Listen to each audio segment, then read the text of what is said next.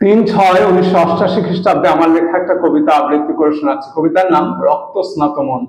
লাল পাহাড় সজীব বন অবুজ মন, নীলের পাড় বিহান কার।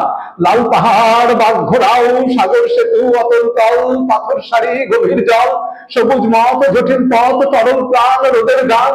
লাল পাহাড় বাঘ ঘোরাও, লাল পাহাড় সবুজ দেশ নরম সুখ ঘুমের রেশ, বহুত দূর ঘুরান রোদ বাঁশের সুর।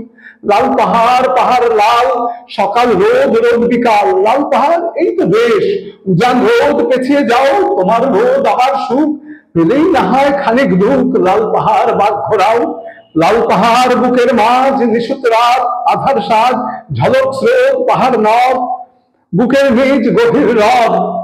এদিক ঘাস রোদের চাষ, ভালোই হলো সুখের মাস। সাফেন রোদ ওদের ক্রোধ, তফাৎ যাও।